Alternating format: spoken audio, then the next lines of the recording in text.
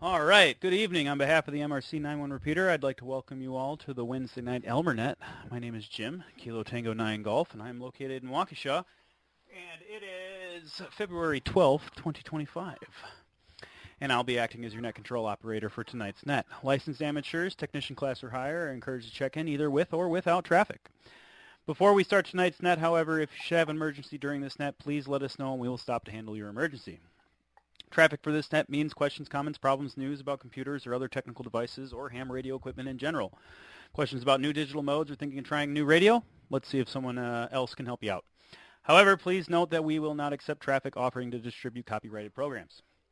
If you're looking to buy, sell, or trade anything, we suggest you check out the MRC 91 repeater Sunday nights directly after the Sunday night announcement net for the Sunday night swap net, where that type of traffic is encouraged. We take a break for a second.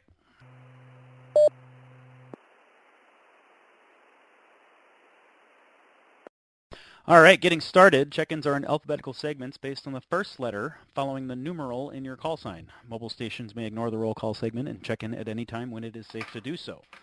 During check-ins, please respond with your call sign slowly and in standard phonetic along with your first name and whether or not you have any traffic. Again, my name is Jim, KT9G, your net control operator for this evening. We will now begin check-ins with any mobile or short-time stations. Mobile or short-time stations, go ahead. Come now, please.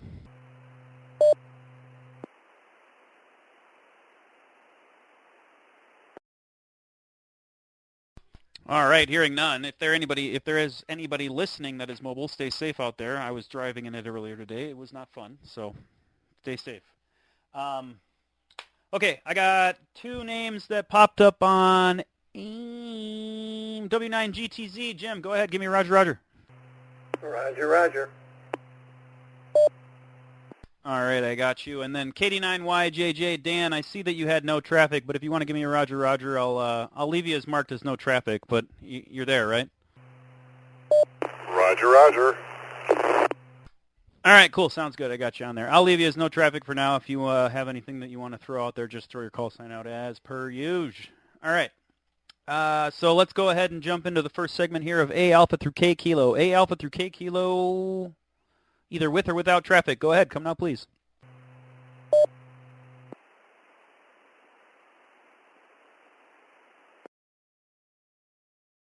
All right, let's do A Alpha through V Victor. A Alpha through V Victor. Come now, please.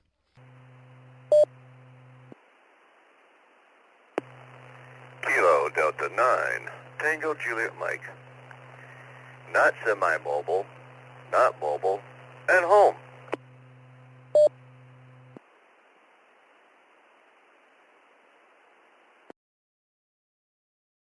Oh, wow. KD9, TJM. Yeah, you sounded completely different. Interesting.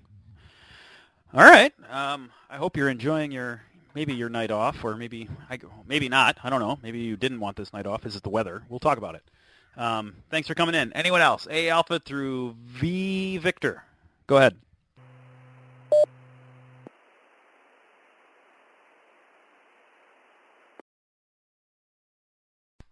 All right, let's do A Alpha through Z Zulu. Anybody within the sound of my voice? My beautiful, beautiful voice. Anyone out there? Can you hear me? Come on in. Doing the Wednesday night Elmer Net. A Alpha through Z Zulu. Go ahead. Come now, please.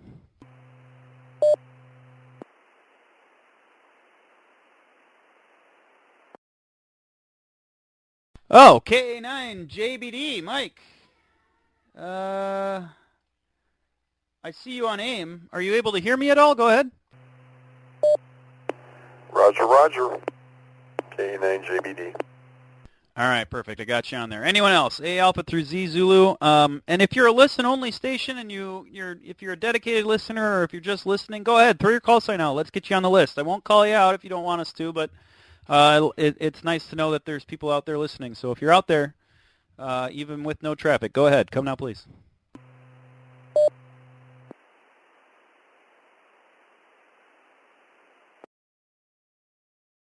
All right.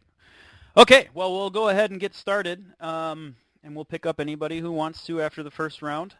So today, I didn't have a lot of, there's been a lot going on at home, so I didn't have a ton that I wanted to seed. I do know that the last few weeks we've been talking about digital modes and other stuff like that. We can continue those conversations if anybody's interested. But one of the things that we talked about a few weeks ago was Morse code, CW, and it is something that I'm trying to get back into. I do have a nice bencher paddle, and I have some 6-meter capabilities, and we do some stuff. So we're looking at getting a group together to do some practice. I do know that there are other groups that practice on either 6 or 10 meters. I don't remember. So there are groups out there that practice. So one of the things that I wanted to ask was for anybody that does CW, whether you're a longtime user or new to it or whatever, what you prefer or enjoy for learning it and practicing. There's a lot of different methods out there for learning it, and there's a lot of different ways to practice with it. So I was just kind of curious to know if there's, recommended ways or whatnot, because I am not very good at it, and I'd like to practice some more. But I keep finding that every single thing that I do to practice is dull and tedious, and I want it to be a bit more fun and exciting. So practicing with other people is cool, but you have to have a certain skill level to do it to enjoy it. Otherwise, you're so far behind that it becomes discouraging. So there's that happy middle ground. It's just like learning to play an instrument. You got to get past that hump and then actually start enjoying practicing. So so there's that. And again, anything else, if we want to keep talking about digital modes, that's fine too. And then I do have one other thing that I want to bring up, but I'll save it for the end of the first round. So W9GTZ, Jim, go ahead. Floor is yours on the first round. Whiskey 9 Golf Tango Zulu.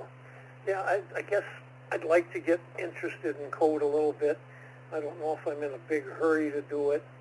I got to get a key one of these days, at least to start out. And I'm probably right now at about 1 word a minute if they're small words. Hi. So yeah, I'd like to get involved and maybe start doing a little studying on the side.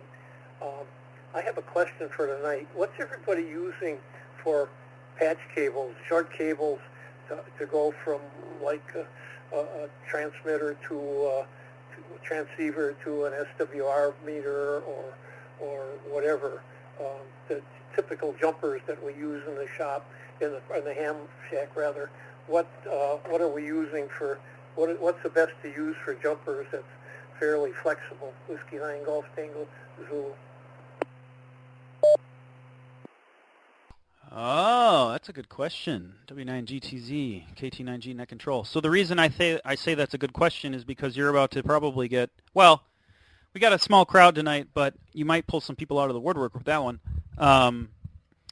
One of the things, personally, I make jumper cables with leftover cable because I enjoy putting my own ends on, my own connectors on, and I learned that from my Elmer.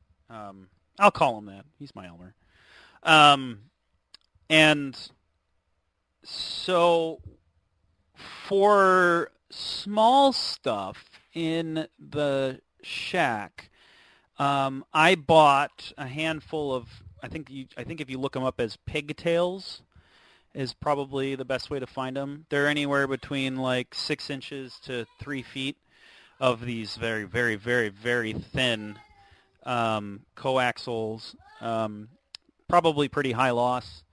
And here's the kid. Hold on a second, buddy. Here. Oh my gosh. Here, you want to wear it? All right, have fun. So those you can find on Amazon if you look up pigtails. Other than that, the jumper cables that I use for most stuff in the office, I use Ultraflex LMR 400 Ultraflex that I got from HRO. You can buy it in spools. And then I connect my own connectors on, and I buy those connectors off Amazon. And they're pretty nice. So either N or PL259. So that's what I run. I'll let everyone else answer that, though. So KD9, TGM, Wayne, go ahead. Floor is yours. Thank you, KD9 TGM. Yeah, the first question. Yeah, I'm home. Yeah, the powers that be, actually had made common sense for us to stay home tonight. Yeah, I wasn't feeling like it, obviously, the weather and everything else. I'm like, yeah, probably a good idea for us to stay home. I already had a adventurous day yesterday that I won't get all off into it. No, but yeah, as far as jumpers go, really for mine, it's been more the mobile setup anyway, because again, SWR meters that I've had, for my CB stuff, even some of my ham stuff and everything, but, I don't have, really any jumpers here at home. And as far as what they are, I've had my tech guy that did a lot of my CB work, over the years, that, he would just make jumpers. Trying to think, I think it's just regular. I know it's gray. I'm trying to remember what it is. Like, it's RG. We would jokingly say it's truck stop coax, but it's still good quality coax. He even had some base coax that he tried to convince me to get. I'm like, that's not flexible. I ain't gonna be able to use that. But anyway, but yeah. But now, as far as coding, let me reset. Yeah, as far as doing anything CW, right now, I'm probably not really interested in it. I might, in the future, but, I'll kind of see what's going to go on with everything, Maybe one day, if we're all together, again, on a field day or, a meet-up, at a park, maybe I'll get into it. But, as of now, really not that much interest. So, KT9, TGM, back to 9. Yeah, KD9 TGM, KT9G net control. Yeah, no, I am glad that you didn't have to drive in this tonight. I was out at a work site today down in Oak Creek and drove back around. It was around between like 1 and 2, and I made kind of the mistake of leaving early. I left early because I sped through what I needed to get done. I left early so that I could get home before the worst of it hit. But what ended up happening was I was heading home before the plows had a chance to come through the freeways. So the freeways were real gross. So I think I actually left at a really nasty time.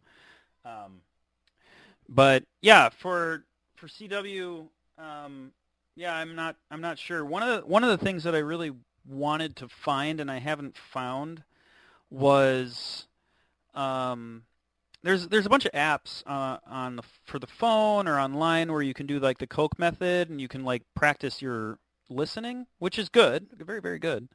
But I find playing with my paddle really fun, and I want to do that some more. And there's no apps that like, hey, plug your paddle in and then practice transmitting.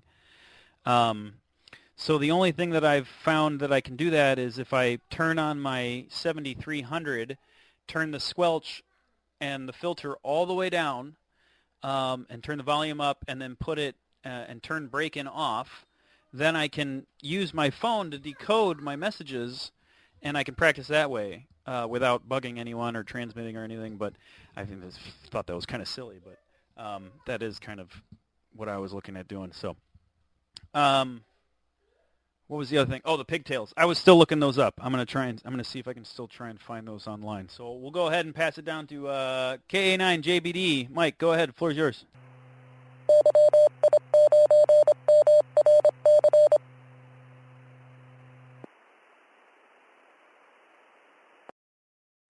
KA9JBD, Mike in Muskego returning. Yeah, couple of things. I'm a CW guy. I've got a bench or straight keyer. I've got a vibroplex bug, and I've got a couple of vibro keyers, paddle, whatever, that uses a side swiper. I don't actually use an electronic keyer. I'm a member of Straight Key Sensory Club, and that's not allowed unless you have some type of physical disability. And besides, I actually like sending my own code. Don't send real fast, but I can send a lot faster than I can copy. Hi, stand by. When it comes to the pigtail thing with coax, yeah, I used to buy bulk coax and connectors and solder my own, but as I got older and had kids and grandkids and had less time on my hands, I actually just wound up, I purchased some from HRO, and I purchased some from DX Engineering of various lengths, little shorties, and I even have some 75-foot coax runs pre-made. I can't remember the brand. Cable Experts, that might be it. Back to net, KA9JBD.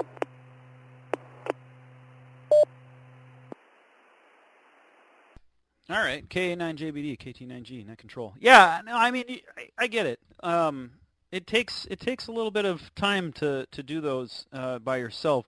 The main reason I did was because over the last 2 years, I have added more and more antennas to my attic, and I just had a bunch of spare coax. So I kind of wanted to make some use of it, so I did. I turned them into jumpers, so that's why. So I've just kind of got spares sitting around.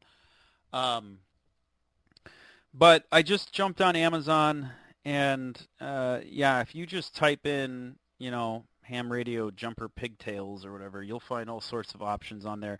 Now, in all honesty, your use case is going to determine the quality required.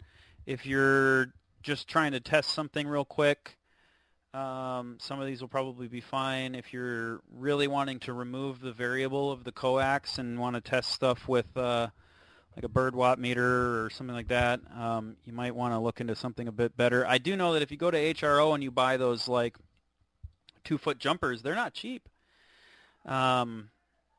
So, I mean, you get what you pay for, really. So, I mean, if you buy a $5 jumper off of Amazon, you might expect to get $5 worth of jumper versus getting a good one. So it really depends on your use case for what you want. Okay, so that brings us to the bottom of the list. Let me go ahead and see if there's anybody else out there, A Alpha through Z Zulu, who would like to go ahead and join us for the Wednesday Night Elmer Net. Go ahead, come now, please. This is Kilo Delta 9, Papa Mike Lima. Mike.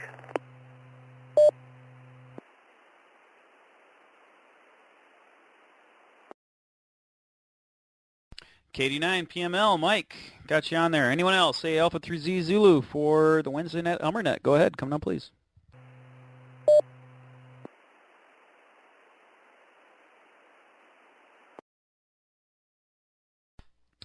All right.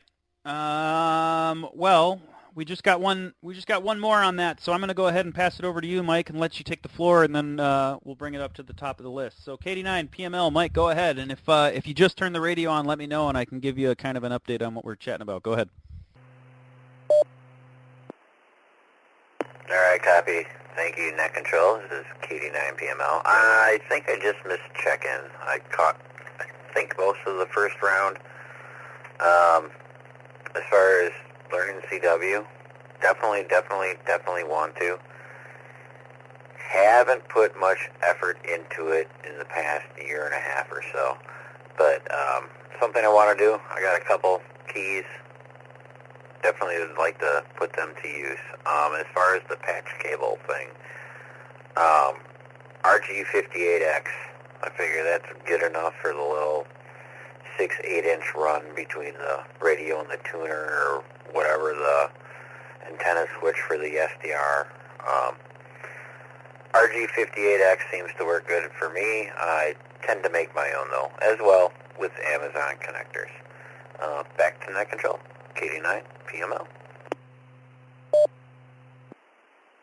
All right, KD9 PML, KT9G, Net Control. Yes, RG58X is great coax. I actually have, is it a 30? I think I have a 30-foot run of that I used for my 20-meter double bazooka that's in the attic.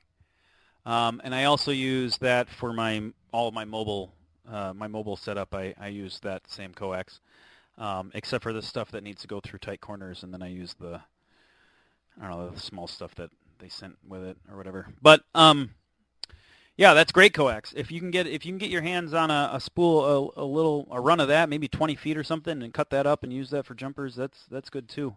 I believe if you go to HRO and buy like 2-foot jumpers, RG58X is what most of them are made out of already. So there's that.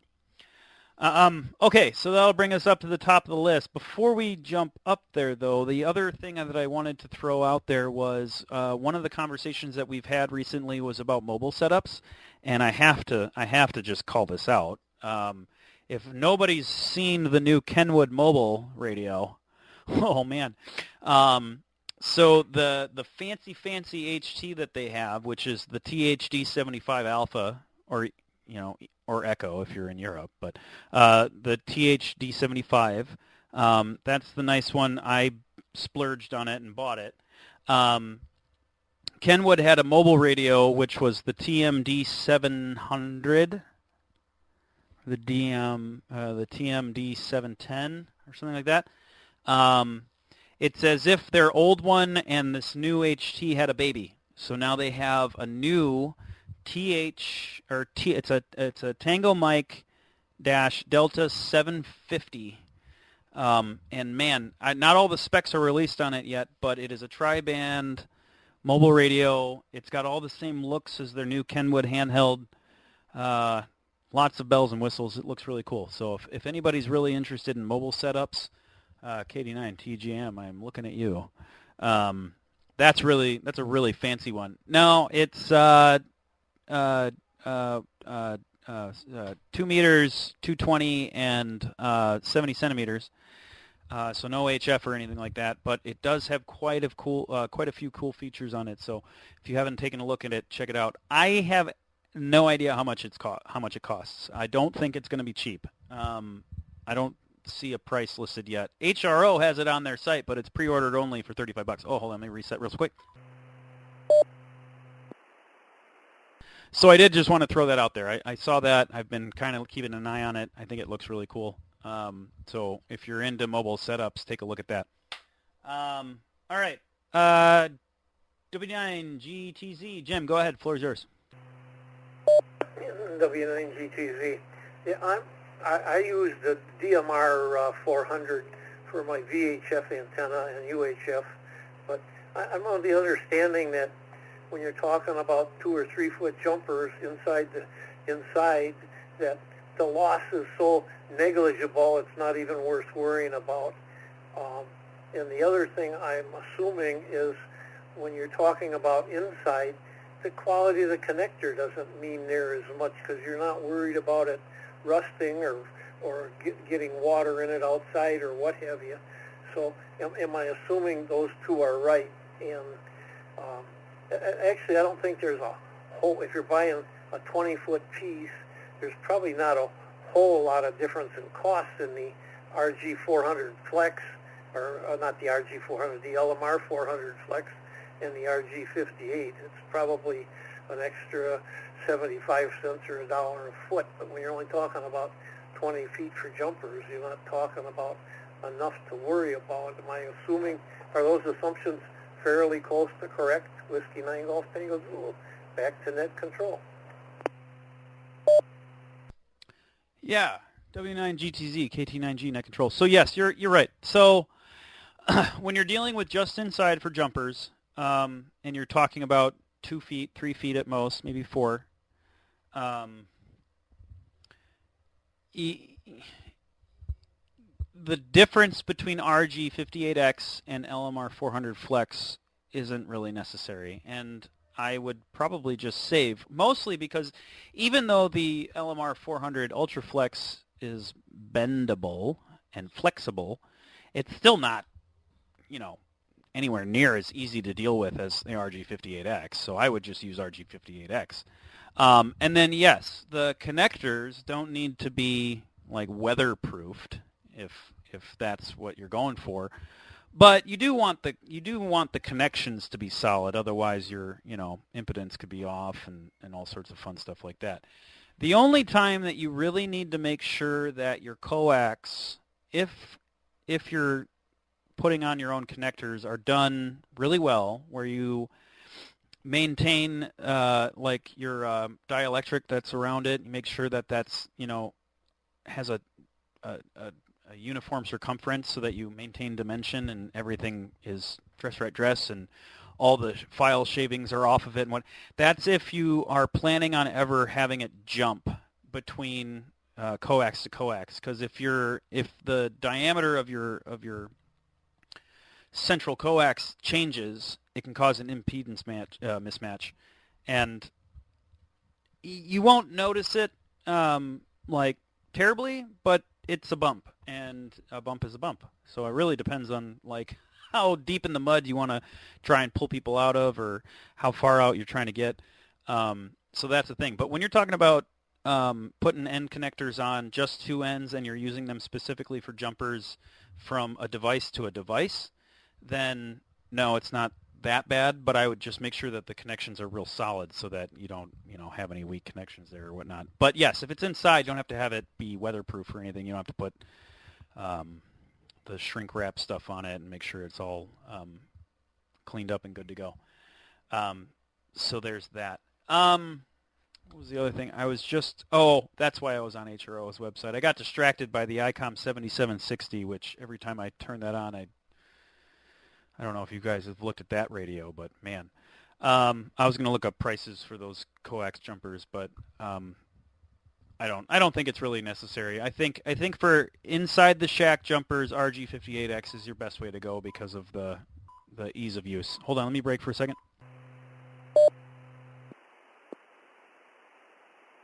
All right, I got beeped at twice today, so that means I'm rambling too much. So we'll just keep moving on here. KD9 TGM, Wayne, go ahead. Floor is yours. Yeah, I was going to say, Jim, you were about to time out the repeater. That we all be yelling at you. Yeah, but you had a couple things we're touching on the mobile stuff, and I can't get all off into it because since I am not working tonight, the wife decided to say, hey, we're going to have a little bit late dinner tonight. Okay, no problem. So I'm going to cut out after this round. But anyway, yeah, I did see a mock-up of that radio, and probably like you, Jim, I kind of went, oh, like, oh, I can use that. But again, no specs on it yet, no price on it yet, so yeah, it's going to be pricey. It would be up there, I would say, just take a guess, probably $400 or $500 range, if right around that ballpark. But yeah, mobile setups and everything, it's kind of my spiel. I've had my problems over the years, but again, basically on 11 meters, I haven't had too much problems doing HF stuff, not yet anyway. All right, gentlemen, I'm going to go ahead and cut out tonight. I just wanted to check in, because again, with the weather and stuff, I didn't want anybody thinking, hey, where's he at? He normally checks in, on a Wednesday night, but all right, KD9 TGM. Maybe I might come back for a 73 round. If you don't hear me, then I didn't. So, 73s, talk to you guys next week. All right, KD9 TGM, KT9G Net Control. Yeah, 73s, have a great night. Enjoy your dinner. I got you marked as checked out. Yeah, just throw your call sign out towards the end. If you're there, we'll grab you. So thanks for letting us know. Yeah, as far as price on that, I actually wouldn't be surprised if that thing pushes 900, because based on the cost of the HT, which is 600 or something like that, go with a mobile radio setup if it's all the same fun stuff and they push 50 watts, and I don't know, they could ask a lot for that. So anyway, yeah, 73s, have a great night. So we'll pass it down to KA9 JBD. Mike, go ahead. Floor is yours. Yeah, KA9 JBD returning. Yeah, actually, I decided I was going to bring something up. It's nothing big. I'm not getting anything for talking about these two products that I got recently. But, well, I should say two products from the same company. I don't know if anyone out there has ever, when they're putting memories in their radios, has ever used systems like that. I got into the RT systems stuff because I had two FTM 3100 2-meter Yaesu radios. One I'm talking on now, the other one was in my vehicle. And I had bought the software, and it was actually kind of cool because, you could load stuff. What the heck is it? You can load stuff directly from repeater book, standby. Yeah, and then when I got my dual band rig, my FTM 6000, about a month ago, I decided to buy the package for that, the cable and the software. And it actually, I'll admit, it's kind of cool, that you don't have to program stuff in manually. You just kind of I literally downloaded every 2-meter and 440 repeater in the state of Wisconsin in a matter of like 10 seconds, and stand by again. Because I go up north camping and go to Door County, stuff like that. The cool thing is it imports the name. Usually it's a call sign from Repeater Book, but you can rename them. So, like when I go up camping near Crivets, I rename stuff like, Crivets 1, Wasaki 1, stuff like that. And again, I'm not getting anything for endorsing this product, but I thought it was kind of a cool thing. And they say time is money and time is precious. And it wasn't all that expensive for a cable and the software to go with it. I'm going to say roughly $50. The only drawback is it's, the cables are different and the software is different for each particular model. So, like in my case, I have to buy two packages. So that's it. That's my comment here. KA9JBD back to net.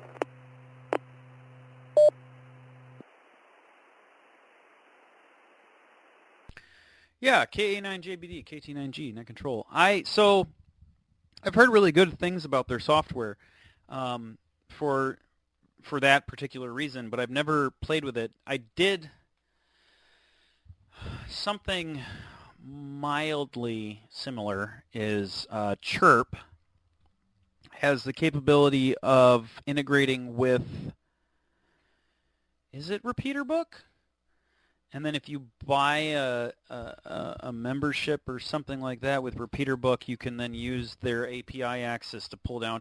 I think that might be the kind of the same thing that you're talking about. So I have played with that for my Baofangs when I first got them. I don't have memberships anymore because I don't use the Baofangs anymore. The Baofangs have been thrown in a bag and are used in case of a natural disaster, and I need to give them to neighbors to, survive. So, so there is that. But that does sound really cool, and I do know. So, like with my new HT that I have, I don't remember. I think when I traveled, just like how you said you traveled up north, when I traveled to out of state, I had to go to Repeater Book manually and find the repeaters I wanted and manually plug them in and whatnot. So that the ability to kind of throw everything in there is really nice. So that's a good call out. Okay, KD9 PML. Mike, go ahead. Floor is yours. Thank you, Net Control. KD9 PML returning. The TMD 750. Didn't hear anything about it, but very interested because I am actually currently talking on a TMD 710. Planning on saving this radio for the kids when they got their license, but they seem to not have as much interest in it that I like, so that's what I'm currently using. Going to the jumpers, interconnects, all that fun stuff. The fun note,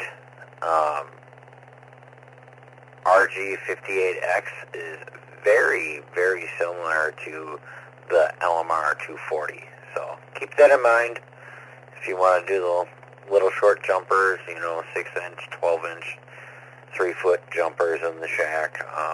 That's an option, the LMR 240. As far as the RT systems goes, I love it. It's awesome software. I have it for quite a few radios. But more recent radios that I purchased, I found that I don't need it, only because I don't talk on 300 repeaters. I talk on 2 or 3 when I'm in town, and that's pretty much what I use. But ICOM's got it pretty good down thing with their nearest repeater based off a GPS location. Definitely love that feature on the ICOM radios. With that, I guess I'll pass it back to Net Control. KD9 PML.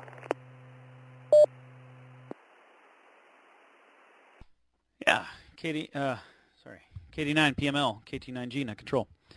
Yeah, I do. Yeah, I think there's a Yaesu mobile radio that has the same capability, and it's really good for situations like the FM38 linked repeater system, where you put them all in a specific group and you put the GPS coordinates for all the towers in, and then as you're driving around, it'll jump to the closest one for you. That's a pretty cool feature. That was actually the radio I was looking at getting for my truck when I originally was going to put a radio in my truck, but then I found an ICOM 7100 at a Hamfest for $600, and I could not pass it up. So that is now why I'm running that in the truck. And then went and splurged on everything I needed for HF on there. So now I chicken band on there, so that's fun. So there's that. Okay, so we are 38 past the hour, and that brings us down to the bottom of the list for our second round. Is there anybody else out there, A Alpha through Z Zulu, who would like to go ahead and join us for the Wednesday Night Elmer Net on the 9-1 repeater? Go ahead. Come now, please. This is Kilo Sierra, Niner, Quebec.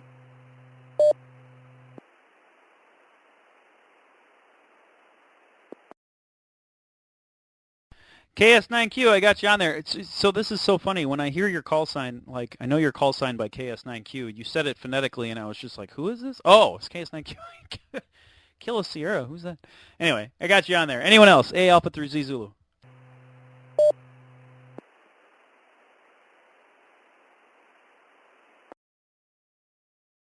All right, hearing none. We'll go ahead. I will, because we got one, I'll go ahead and give it over to you, KS9Q. Go ahead. Let me know. Did you, how long have you been listening? If you want to kind of touch up on what we've been chatting about, otherwise, floor's yours.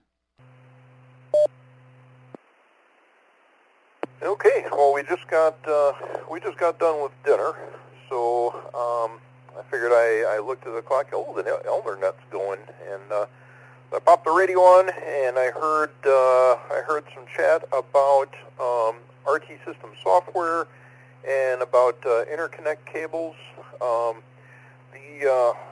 My go-to cable for interconnects within the shack is RG400, only because we have tons of scraps at work, which lend themselves nicely for, you get a REM here and a REM there and throw a couple of connectors on it, and it's a really good solid cable.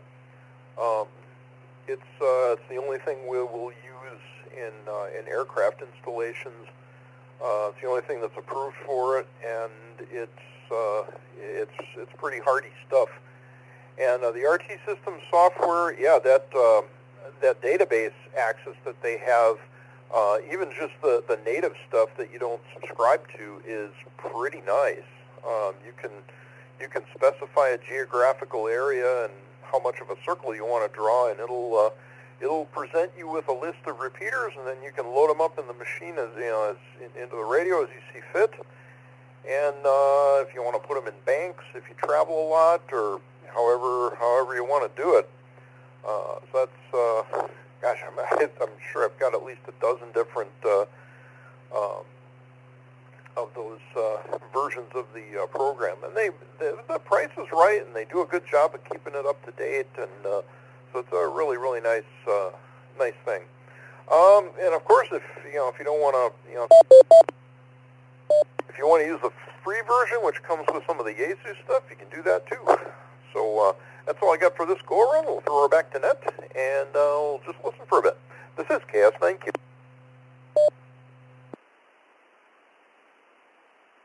All right, KS9Q, KT9G, net control. Perfect. That's good info. Yeah, I maybe I should try out those systems for programming my radios. I don't know. I got everything set up the way I wanted it to be set up, and I kind of haven't touched it. I do know. I wonder if they should have one for the Kenwood. That's something I would like to have. My Anytone HT, that has to use a different software. That uses that like D878 or what, I don't remember what it's called. I don't know. I have it. I'm looking right at it right now. And then all of my other stuff uses Chirp. my Redivis and the Baofangs and stuff. But my ICOMs, I did it all manually and then just kind of left it, and I haven't played with it since. So the only new one now I have is this Kenwood HT, so maybe I can look into it. Okay, so with that, we'll bring it up to the top of the list. W9GTZ. Jim, go ahead. Floor is yours. W9GTZ. Thanks, Jim. Appreciate everybody's information on the cable, and I think that's pretty much what I was thinking along, either using the LR 400 Flex but I think the RG58X is a much better idea. It's the loss on 3 or 4 foot of cable total inside isn't going to be enough to matter. So thanks again for that information. You were talking about programming these Yazoos. When I downloaded the Win for Yazoo, it just made programming so much easier for mine. I don't know if it works for all the models, but all I have to do to program the memory channels now is open Win for Yazoo. I punch in the frequency I want to go to, like 146.91, and it's got another button that tells me what the CTCSS, what I want. I set that, and it automatically takes me to that memory channel and lists them in a list of memory channels. It's just so easy to program the memory channels. It's amazing. The only thing a little bit difficult about it that they haven't perfected for some reason is when I want to label the channels, I have to log out of Win for Yazoo and do it on the radio. I can't label the channels from the program, but this Win for Yazoo is the greatest thing they ever did for working this FT991, and I think it works for several. I think it works for the ICOMs and a few others. It just has made operating the radio and everything so much easier. I can change RF power, AF gain. I can change just virtually everything right from my computer screen. The only thing I can't do is label the memory channels. So it's been great. Reset, and I got a question for you, Jim. Jim, I don't know if you want to do this now or maybe after if you've got time. I've got some questions. I want to start using NetLogger on Saturday nights for the Saturday Night Fun Net, and I've got a couple questions on setting it up. Do you want to handle that here, or do you want to do it afterward? Whiskey 9 Golf Tango Zulu, back to net control.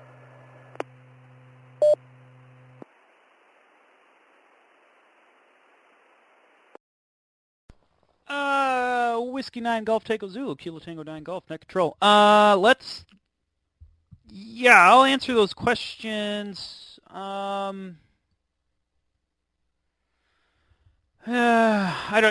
don't know if everyone else is interested in that. So let's do this. Let's wrap up the net, and then I will hang around for a minute and answer those questions for you after I stop the recording and go back to normal amateur use, if that works for you.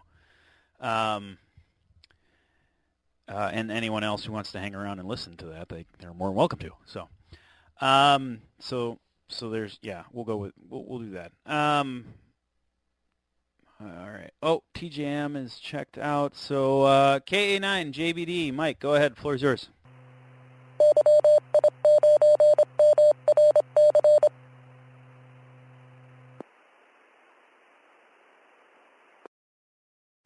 Yeah, KA9JBD returning. Yeah, I really have nothing more to add, and I have a couple things to do upstairs, including taking care of the snow, hi.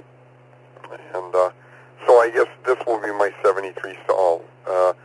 Great net, have a good night, all, and catch you next week. KA9JBD, clear back to net.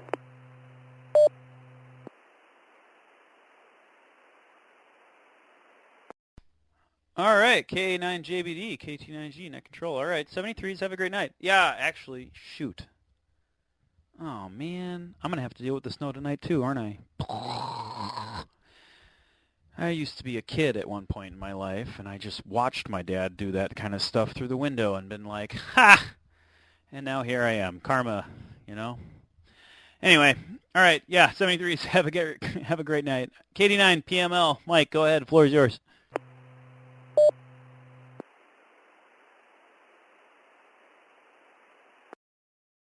Thank you, Net Control, KD9 PML. Yeah, not much to add.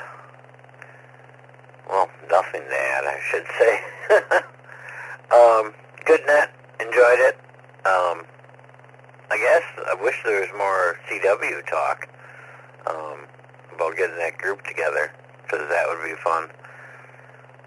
I need that real-life practicing thing, like you were talking about.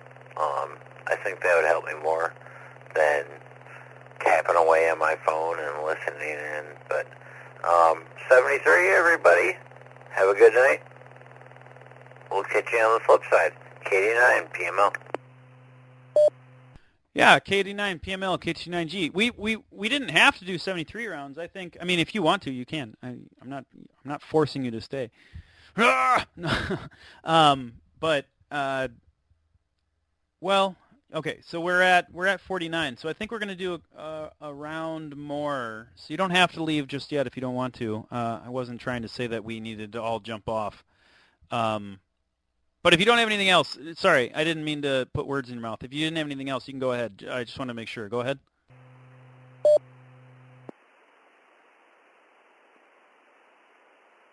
Nah, we're good. I really don't have anything else to add, so keep it going. Great job in the net. Enjoyed it. Okay, perfect. Sounds good. Yeah. And as far as CW practice goes, I will. I'll work on that. Let me figure something out and see if we can find a time that works for people and a platform / I can't think of the word I'm looking for, like method or cadence or something. There's a word for it that I can't think of right now. For doing practice, and then we'll figure it out and we'll go from there, and we'll pick a nice frequency to do it on, and that everyone can join, and we'll do it. So 73s, have a great night. Thanks for coming in. KS9Q, go ahead. Floor is yours. Okay, very good. Well, if you ever do a CW practice round, I'd be glad to jump in on that one. I could use the brush up myself, and one possibility would be, especially if we're within relative simplex range, you could always do VHF, 2 meter, 6 meter CW if your rig will support that. I mean, if you're driving an FT 991A or an ICOM 706 or a TS 2000 or any one of those multi-mode, multi-band rigs, they lend themselves to VHF ability, especially if you're in a relative proximity to each other. But yeah, I'd be interested in that. That'd be kind of fun. Every now and again, I jump on CW just for the heck of it, just to get a little practice in. And one of the things you find with CW is it will punch through where a lot of other modes won't. Where AM or sideband or FM may have a little bit of trouble when the propagation gets spotty, but kind of the last man standing is CW. I mean, now digital modes aside, although CW is really the original digital mode, I guess you could say. But yeah, I think that'd be very worthwhile. So I'll throw it back to Net if you want to do another round, or if you want to call it quits, that's good too. Back to Net. This is KS9Q.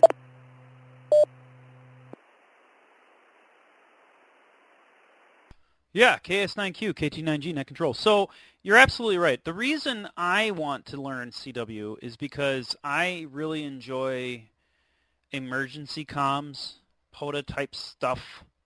My truck is all decked out for zombie apocalypse craziness, and I mean, it's just a hobby.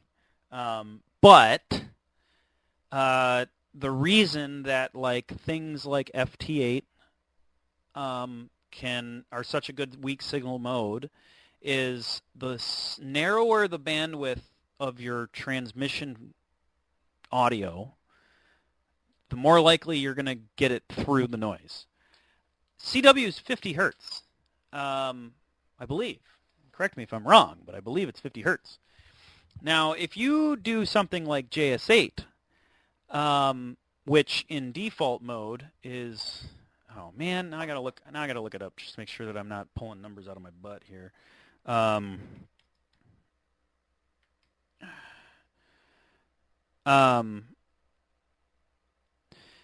There's multiple modes with it, or multiple speeds, right? So there's normal, which is identical to FT8, which I can't remember. Is it like 75 or 74 hertz, or something like that? See, I gotta look it up so I don't sound like a moron here. Hold on. But if you change it, you can change it to slow mode, and what it will do is narrows the bandwidth, but you have less words per minute, and then you can go to fast, and it widens the bandwidth, and then there's turbo, which it widens it all the way out, and I believe it's like 150 hertz. And I think if you go all the way up to turbo, your best is like minus 14 or something like that. Fast is minus 18. Normal is the same as FT8, which is like minus 22 or something like that.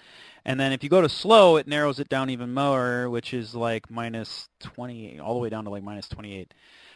CW, I think, is 50 hertz. And so you can punch through a lot of stuff, and people will hear you. So that's why I want to learn it, because the minute sorry, oh my gosh, let me put my words together here. Let me break for a second.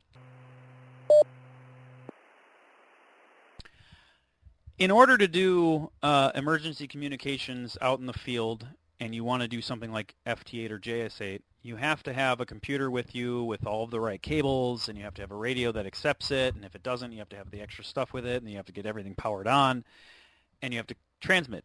CW is just as good as far as weak signal, but all you need is a paddle and a good ear. So that's why I want to do it. Least amount of stuff required to make a contact with weak signal. So that's really what interests me with it. And I found online a really cute iambic paddle. It's like the size of a quarter. It's really fun. So I would just love someday to be able to do that. So that's my take on it. So you're absolutely right.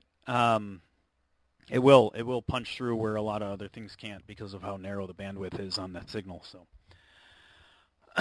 all right, that brings us down to the bottom of the list, and we're going to go ahead and do our last round here. So before we go ahead and do our 73 round, is there anybody else out there, A Alpha Z through Z Zulu, who would like to join us? Go ahead, come on, please.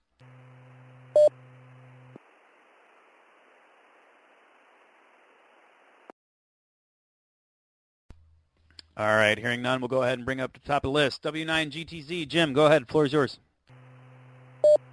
W9GTZ. Just a comment on code practice.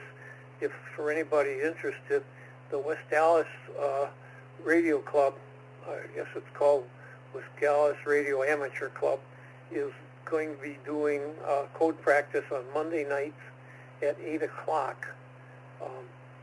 Apparently, they meet on 147.045, and I think then they make a decision where they're going to go on HFs to do it, from the sounds of it.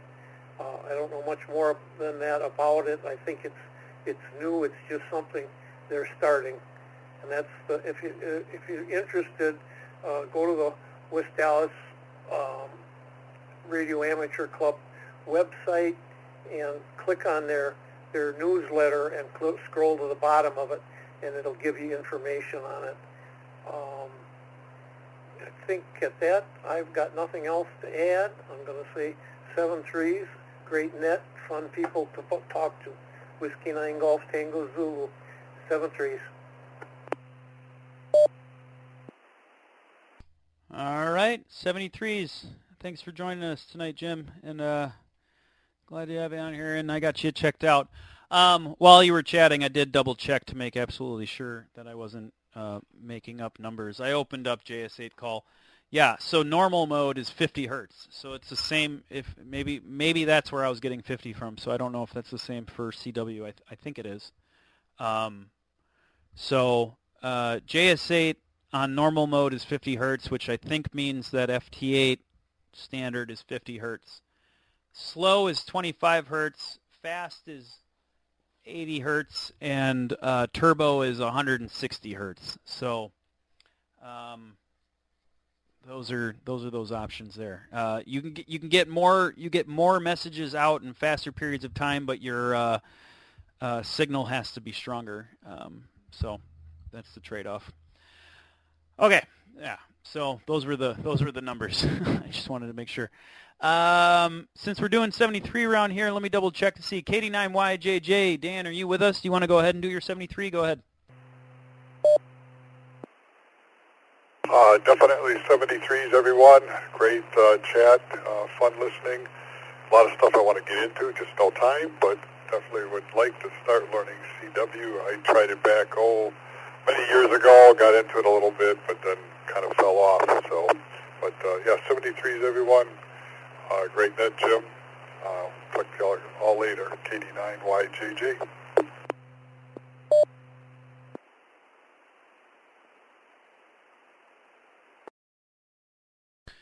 All right, KD9YJJ, KT9G net control. Sounds good. Yeah, thanks for listening in. Glad to have you here as always. And yeah, we'll keep you posted. We'll keep you posted on any CW practice if we get around to it. Yeah, I want to do more of it too. So we'll see. All right, KS9Q, last on the list, but not the least, of course. Go ahead, floor is yours. 73 round. Okay, very good. This is KS9Q. Well, one thing about CW is the transmitted signal is basically a single frequency. So theoretically, a CW transmitted bandwidth is 0. But the limiting factor is on the receiving end as to how narrow a bandwidth the receiver can filter down to. And with most of the rigs I've dealt with that have DSP, you can get that down to about 50 hertz, which means that it'll squelch out a lot of the noise, and it'll squelch out a lot of the nearby signals. But the downside is that if you bump the tuning dial and you get even a little bit off frequency, all of a sudden the signal disappears because now it's outside that pass band. So it's kind of a compromise as to where to set that filter so that you narrow down what you want to hear and keep out what you don't want to hear without getting too crazy with it. But the beauty of CW is all you have to be able to do is turn something on and off. Whether it be a radio transmitter, an oscillator, a flashlight, and you can do Morse. So that's always been the beauty of it. But at any rate, like I said, I could use the practice myself. So if anything like that happens, I'd definitely be interested to hear about it. So we'll say 7-3 all the way around, and thanks for letting me jump in here, and enjoy the white stuff, whatever that is exactly. This is KS9Q, back to 9.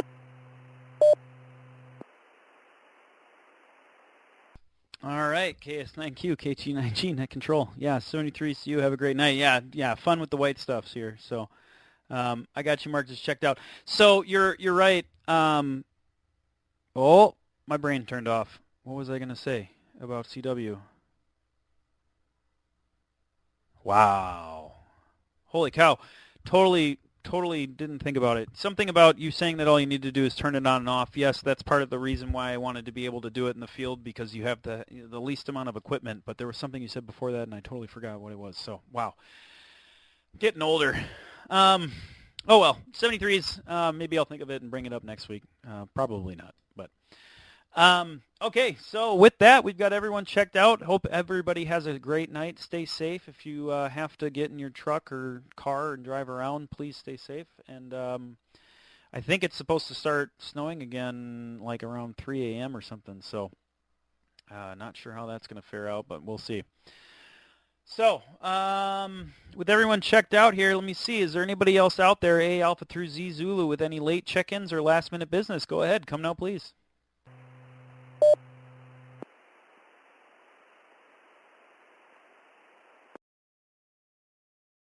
All right, hearing none, I'm going to go ahead and secure this net at 8:03 p.m. And as always, thank you all for participating, and a reminder that this net, along with most other nets here on the 9-1 repeater, welcome new operators to experience net control operations by trying a net or two.